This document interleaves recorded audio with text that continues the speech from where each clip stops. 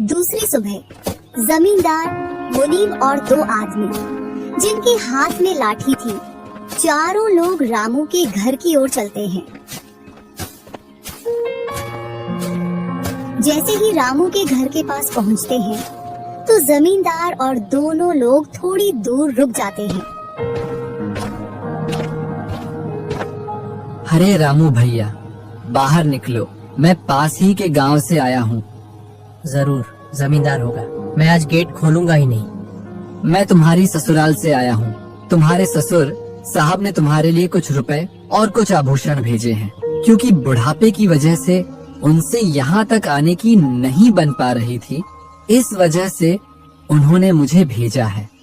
इतना सुन रामू के मन में लालच आ जाता है और वे फटाक से गेट खोल देता है। कहाँ है पैसे और धन? क्या तुम्हारा ही नाम रामू है? हाँ, मेरा ही नाम रामू है। कहाँ है धन? यही पास में रखा है, चलो दोनों उठा लाते हैं। वह मुनीम के साथ चल देता। थोड़ी दूर चलने के बाद मुनीम जमींदार जी को बुला लेता है। जमींदार और दोनों लोग रामू के पास आ जाते हैं। लाओ, मेरे पैसे लौटाओ, ब्याज समेत। मैंने आपसे पैसे नहीं लिए। ये ऐसे नहीं मानेगा। अब तुम दोनों के हवाले करता हूँ, तुम चाहे जैसे इससे पैसे निकालो।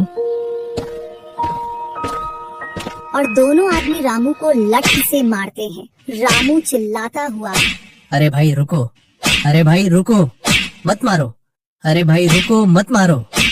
इधर वह दोनों रामू में दे लठ बरसा रहे थे। तभी राजू गेट खोलकर देखता है तो रामू पर कुछ लोग लठ से वार कर रहे थे। तो वह दौड़कर उनके पास आता है और बोलता है, अरे भाई रुको, इस रामू ने आज से 5 महीने पहले मुझसे पैसे लिए थे। जब लौटाने की बारी आई तो बहाने कर रहा था।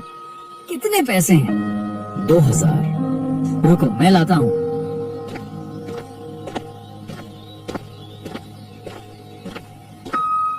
राजू रुपए लाकर जमींदार को देता है और जमींदार और उसके साथी वहाँ से चले जाते हैं। इधर रामू भी अपने घर में चला जाता है और राजू भी। कुछ दिनों बाद दोनों भाई अपना अपना खेत खोदने के लिए खेतों पर पहुँच जाते हैं। इधर खेत खोदते खोदते राजू दौड़ते हुए रामू के पास आता है और बोलता है, देखो मुझे खेत में क्या मिला है।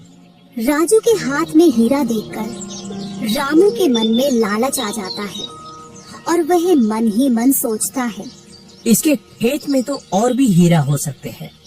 क्यों ना मैं इसको मेरा वाला खेत दे दूं और इसका खेत में रख लूं, जिससे मेरे पास भी बहुत सारे हीरे हो जाएंगे। मैं क्या बोल रहा था, क्यों ना तू मेरे वाले खेत पर फसल कर ले और मैं तेरे वाले पर। इतने दिनों से तू कम जगह पर कर रहा था। और रामू राजू वाले हिस्से को खोदने लग जाता है।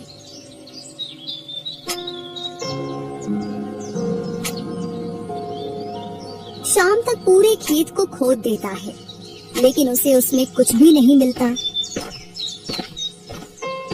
और थका हारा घर पहुंच जाता है। आज पूरा खेत खोद दिया, लेकिन फिर भी एक हीरा नहीं मिला, जबकि राजू ने खेत का एक कोना खोदा था, उसमें ही उसे एक हीरा मिल गया। अच्छा, आप अगर ऐसे ही मेहनत करते रहे तो एक दिन आपको भी बहुत सारे हीरे मिलेंगे। बातों ही बातों में रामू की नींद लग जाती है। तब वह बोलता है, आज जैसी नींद मुझे कभी नहीं आई। हाँ, अगर तुम ऐसे ही मेहनत करते रहे तो आपको रोज ऐसी नींद आएगी। और रामू उसे वर्ष राजू की तरह अपने खेतों में मेहनत करता है और दोनों की फसलें बराबर निकलती हैं, जिससे रामू के चेहरे पर अलग ही चमक दिखती है। एक दिन चारों लोग साथ में बैठकर खाना खा रहे थे। क्या सच में उस दिन खेत में से हीरा निकला था? हाँ भैया, निकला था ना। जो आज आपके घर में, उसकी वजह से कई सारे हीरे रखे हैं। इतने में ही रामू की पत्नी बोलती है, वह तो नकली था, आपसे काम करवाने के लिए। इसी प्रकार बातें करते करते चारों लोग अपने अपने घरों में जाकर सो जाते हैं। सुबह होते ही तुम दोनों को राजा साहब ने राजमहल बुलाया है। वह दोनों भाई सेनापति के साथ चल देते हैं। अब पता नहीं कौन सी आपदा आ गई। कुछ नहीं, कुछ अच्छा काम होगा, तभी तो हमें बुलाया है। दोनों राजा के पास पहुंच जाते हैं। हमने सुना है इस वर्ष तुम्हारी फसल सबसे अच्छी निकली है और आपने इस बार सबसे ज्यादा राजकोष में कर दिया है। इसी का आप दोनों को इनाम दिया।